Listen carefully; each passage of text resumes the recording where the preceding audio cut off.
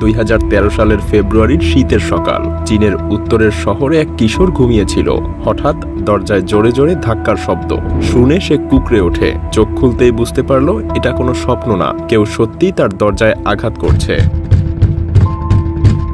ছেলেটার নাম ছিল ডাক। আগের রাতে বাবা মায়ের সঙ্গে তার ভয়াবহ ঝগড়া হয়েছিল, কারণ বাবা মা চায় সে পড়াশোনায় মনোযোগ দিক, কিন্তু তার আগ্রহ ড্রাম বাজানোয়। তাই রাতের খাবার না খেয়েই সে ঘুমিয়ে পড়েছিল। কিন্তু আজ সকালে যা ঘটতে চলেছে তা কোনো সাধারণ পারিবারিক ঝামেলা না।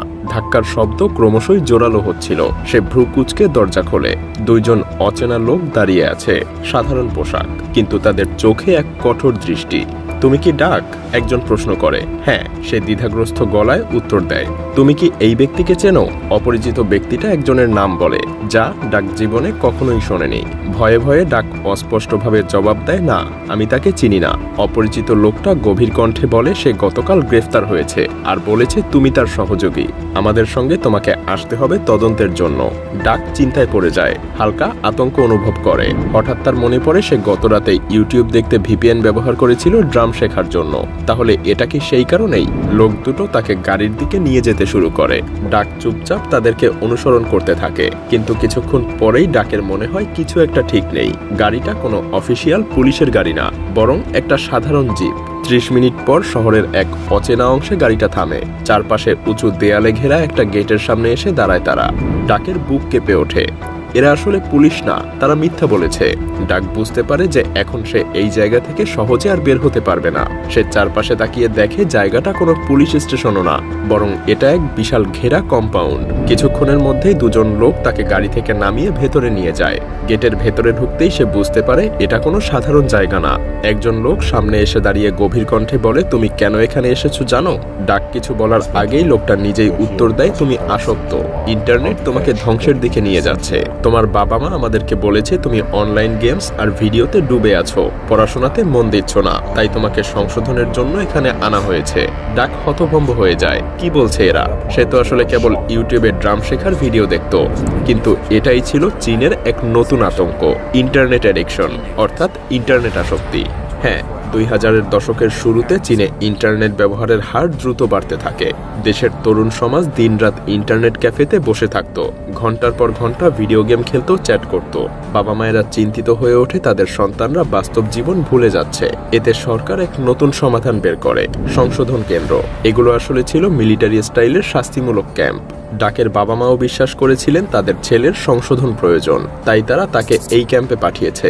ডাক ধীরে ধীরে এই ক্যাম্পের কঠিন নিয়মগুলোর সঙ্গে পরিচিত হয়ে উঠতে থাকে। প্রথম দিন থেকেই তাকে এক ভয়ানক রুটিনের মধ্যে ফেলে দেয়া হয়। প্রতিদিন ভোর 5টার সময় ঘুম থেকে উঠতে হতো, তারপর মিলিটারি স্টাইলে দৌড়, শারীরিক অনুশীলন করতে হতো, নাস্তা নামমাত্র খাবার, যা কেবলমাত্র টিকে থাকার জন্য দেয়া হতো। ক্যাম্পের এক প্রশিক্ষক প্রথম দিনই সবাইকে সতর্ক করে, তোমরা এখন আর স্বাধীন নও, এখান থেকে বেরোনোর কোনো উপায় নেই। যারা নিয়ম মানবে না তাদের জন্য কঠোর শাস্তি অপেক্ষা করছে। ডাকের আশেপাশের ছেলেগুলো তার মতোই ছিল। কেউ কেউ সত্যিকারের গেম অ্যাডিক্টেড, আবার কেউ কেউ একটু বেশি অনলাইনে সময় দিত। কিন্তু এখানে তারা অপরাধী নামে পরিচিত। ক্যাম্পের ভেতরে সবচাইতে অদ্ভুত জিনিস ছিল ফ্রি মাসাজ। প্রথম কয়েকদিন পর ডাক লক্ষ্য করে কিছু ছেলে স্বেচ্ছায় শিক্ষকদের পায়ের কাছে বসে তাদের কাঁধ আর পিঠে মাসাজ দিচ্ছে।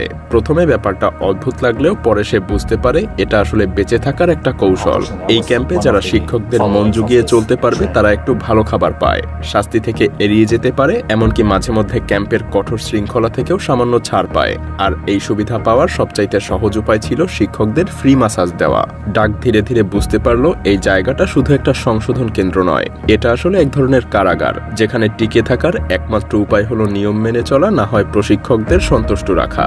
আর তাই একদিন সে নিজেই গিয়ে একজন প্রশিক্ষকের কাছে দাঁড়ালো, মাথা নিচু করে বলল, স্যার, আমি কি আপনাকে একটা মাসাজ দিয়ে দিতে পারি? প্রশিক্ষক হেসে ওঠে। সে মাথা নাড়ায়, শিখে যাচ্ছিস, ঠিক আছে, শুরু কর। ডাক ধীরে ধীরে এই ক্যাম্পের রুটিনের সাথে খাপ খাইয়ে নিচ্ছিল। কঠোর শাস্তি, বিনা কারণে নির্যাতন, আর প্রশিক্ষকদের সন্তুষ্ট রাখার জন্য ফ্রি মাসাজ, এসব এখন তার কাছে স্বাভাবিক হয়ে উঠেছে। তবে হঠাৎ ক্যাম্পের এক রহস্যময় জায়গার কথা শুনে তার শরীর শিউরে ওঠে। এই জায়গাটার নাম রুম নাম্বার 13। প্রথম দিকে এই রুমের কথা কেউ পরিষ্কারভাবে বলতো না, শুধু ফিসফিস করে সতর্ক করত, কখনোই রুম 13-তে যাস না, একবার ঢুকলে মানুষ আর আগের মতো থাকে না। ডাক প্রথমে ভাবতো হয়তো এটা গুজব, কিন্তু একদিন ক্যাম্পের এক ছেলেকে ধরে নিয়ে যেতে দেখে সে। তারপর কিছুক্ষণের ভেতরেই ভেতর থেকে ভেসে আসে বিদ্যুতের ঝলকানি আর অসহ্য চিৎকার। ডাকের গা শিউরে ওঠে। রুম 13-তে কি হচ্ছে? ক্যাম্পের পুরনো এক বন্দী একদিন তার কানে এসে বলে ওখানে মস্তিষ্কের উপর বৈদ্যুতিক শক দেয়া হয়। ওটা আসলে ওদের বিশেষ চিকিৎসা, যেটাকে বলে ব্রেন ওয়াশিং। ওরা মনে করে এতে আমাদের ইন্টারনেট আসক্তি চলে যাবে। এই ক্যাম্পের প্রধান চিকিৎসক ছিল ডক্টর ইয়াং, যাকে অনেকে আঙ্কেল ইয়াং বলতো। বাইরে থেকে মানুষ তাকে একজন সম্মানিত মনোরোগ বিশেষজ্ঞ হিসেবে জানত, কিন্তু যেসব বন্দী তার ক্লিনিকে গিয়েছিল তারা আসলে অন্য কিছুই বলতো। ডাক ধীরে ধীরে বুঝতে পারলো এই ক্যাম্পের আসল উদ্দেশ্য কাউকে সংশোধন করা না, বরং ভেতরে ভেতরে একদম ভেঙে ফেলা। যারা বিদ্রোহ করত বা পালানোর চেষ্টা করত তাদেরকে নিয়ে যাওয়া হতো রুম 13-তে। একদিন ডাক নিজেও বিপদে পড়ল। ক্যাম্পে থাকা এক বড় ভাই তার সঙ্গে খারাপ ব্যবহার করছিল এবং ডাক প্রতিবাদ করেছিল। তাতেই সব শেষ হয়ে যায়। পরদিন সকালে দুইজন প্রশিক্ষক এসে তার হাত ধরে বলে তোমার সংশোধনের প্রয়োজন আছে। ডাকের রক্ত হিম হয়ে যায়। তারা টেনে হিস্ট্রে তাকে নিয়ে যায় সেই অভিশপ্ত কক্ষের দরজার সামনে।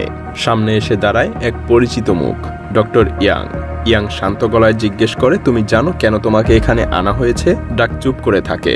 তুমি বিদ্রোহ করেছ, নিয়ম ভেঙেছ, তাই তোমার মস্তিষ্ককে ঠিক করা প্রয়োজন। একজন সহকারী এসে ডাকের কপালে এবং কানে ইলেকট্রোড লাগিয়ে দেয়। হঠাৎই এক প্রবল বৈদ্যুতিক শক তার পুরো শরীরে ছড়িয়ে পড়ে। যন্ত্রণাটা ছিল অবর্ণনীয়। মনে হচ্ছিল যেন তার মস্তিষ্কে অসংখ্য সূচ ঢুকিয়ে দেয়া হয়েছে। ডাকের চোখের সামনে অন্ধকার নেমে আসে। সে কতক্ষণ অজ্ঞান ছিল সে জানে না, কিন্তু যখন জ্ঞান ফিরল সে দেখতে পায় সে আবার সেই কঠোর ক্যাম্পের বাংকারে শুয়ে আছে। শরীরের প্রতিটা পেশি অবশ হয়ে গিয়েছে। মাথার ভেতর অদ্ভুত এক ঝিমঝিমে অনুভূতি। ডাক জানতো এই ক্যাম্প থেকে বের হওয়ার একটাই উপায়, পরিপূর্ণ আত্মসমর্পণ। সে ধীরে ধীরে প্রশিক্ষকদের কথা মেনে চলতে লাগলো। রুটিন অনুযায়ী সব কাজ করা শুরু করলো। এমনকি সে হাসতও জোর করে। যত বেশি সে ভালো ছেলে সেজে থাকতো তত দ্রুত তার মুক্তির সম্ভাবনা বাড়ত। 4 মাস পর ডাকের বাবা মা তাকে ছাড়িয়ে নিতে আসে। সে ক্যাম্প থেকে বের হয়, কিন্তু সে আর সেই আগের ডাক ছিল না। এই 4 মাসে সে শুধু কঠোর শারীরিক পরিশ্রম আর শাস্তিরই শিকার হয়নি, বরং তার মনের ভেতরে একটা গভীর ক্ষত তৈরি হয়েছিল। একটা অদ্ভুত আতঙ্ক তাকে সবসময় তাড়া করে বেড়াতো। যদি কখনো তার বাবা মা আবার এই সিদ্ধান্ত নেয় সে আবার ফিরে যাবে এই নরকে। বাইরের দুনিয়া বদলে যায়নি, কিন্তু ডাকের ভেতরের দুনিয়াটা সম্পূর্ণভাবে বদলে গিয়েছিল। তবে শেষ প্রশ্নটা থেকেই যায়, চীনের এই খেলা কি সত্যিই শেষ হয়েছে, নাকি পুরো চীন জুড়ে এই ধরনের ক্যাম্প আজও চলমান আছে?